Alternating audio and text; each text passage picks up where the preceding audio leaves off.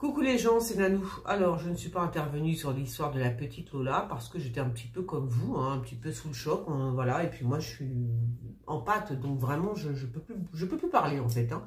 Donc j'avais prévu plein de choses, etc., faire des vidéos, et puis j'ai rien fait du tout. Non, ça m'a complètement scotché. Ça m'a, comment dire, ça m'a, j'allais dire un truc, c'est pas du tout ça. J'allais dire euthanasié, non ça m'a pas euthanasié, mais enfin presque hein, quand même, hein. Ça m'a, oui ça m'a scotché, je trouve pas les mots, donc on va dire ça comme ça. Alors, est-ce que cette Débia, donc elle s'appelle Débia, la personne qui a fait ça, parce que je ne vais pas parler de la petite, je vais plutôt parler de cette personne, qui apparemment a un pet au casque, bon ça c'est ce qui est dit, voilà. Ah ben moi je me pose des questions quand même parce que c'est vrai qu'il y a une espèce de culte satanique comme ça qui existe en Algérie et au Maroc sur les enfants qu'on appelle les houris. Voilà. Donc ça je pense que vous en avez entendu parler ici et là. Moi j'avais pas entendu parler, je ne connaissais pas ces enfants houris. Mais je le prononce à la française hein, parce que j'ai pas du tout l'accent. Donc, on appelle les enfants houris au Maroc et en Algérie des enfants présentant des morphotypes et des caractéristiques bien particuliers. Donc, en effet, ce sont souvent des enfants roux aux yeux bleus ou des enfants qui sont blonds avec les yeux clairs. Et ils doivent avoir une ligne de la main qui la traverse comme ça, c'est-à-dire un trait, vous voyez, au milieu comme ça de la main, qui traverse la paume de la main. Et ces enfants houris sont dits chanceux, car ils permettent d'accomplir des miracles et en particulier de découvrir des trésors enfouis. Bon, alors ils sont bien évidemment pour ça, ils sont souvent, hélas, ils sont enlevés et ils sont égorgés. Bah oui, c'est pas moi qui le dis, hein, pour faire une offrande au djinn, donc aux démons, hein, pour faire une offrande aux démons. Qui sont les gardiens justement de ces trésors. Donc ces djinns exigeraient une certaine quantité de sang de ces enfants pour permettre aux chercheurs de déterrer des trésors. Ce sont des faits véridiques régulièrement jugés dans des tribunaux car ce sont bien sûr des pratiques criminelles de sorcellerie. Voilà. Donc, alors, est-ce que cette femme qui s'appelle Débia a fait un espèce de rituel satanique?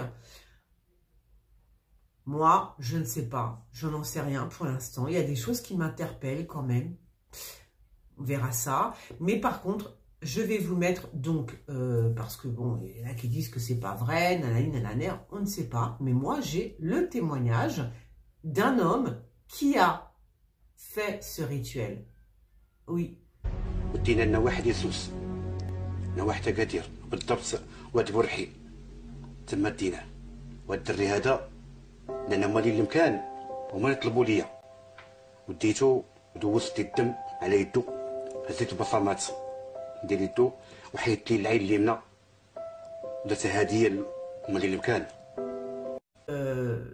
Il y a des choses qui m'intriguent. Il y a des choses qui m'intriguent et puis surtout que cette nana, bon alors elle part avec la petite, elle emmène la petite chez sa sœur, tu vois. Moi, je sais pas, j'ai une sœur, tu vois, je sais qu'elle va rentrer du boulot, donc ça doit être après l'école, j'imagine. Elle va rentrer du boulot et tu fais tout ça, tu tues quelqu'un dans l'appartement de ta sœur, sachant qu'elle va rentrer du travail. Donc, tu as intérêt à te manier le derche quand même, tu vois. Un petit peu quand même, hein, au cas où la sœur arrive, tu vois. Donc, tu es quand même hyper pressé.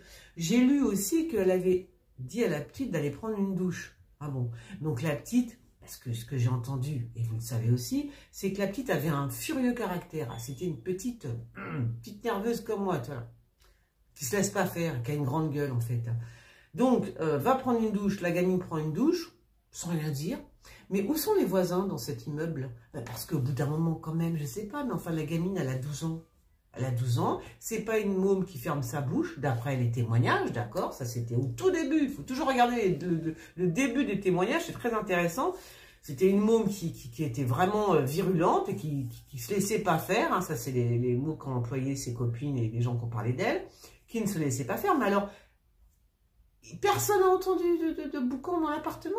Enfin, je veux dire, une gamine de 12 ans, elle t'arrive là déjà, ou là, tu vois. Ça dépend quelle taille tu fais, mais vu la meuf, elle doit être aussi grande que moi. je veux dire 1m65 maximum, tu vois. Et beaucoup plus mince que moi. Donc, bon, la petite gamine, elle lui arrive là. Tu es dans un appartement comme ça et tu fais ce que tu veux avec une gamine de 12 ans. Ah bon? Sans que les voisins entendent. Ah bon? Je sais pas, il y a des choses qui m'intriguent. Voilà, je sais pas, cette histoire de sœur, ça m'a interpellée. Bon allez, je vous fais des bisous et je referai une autre vidéo. Salut.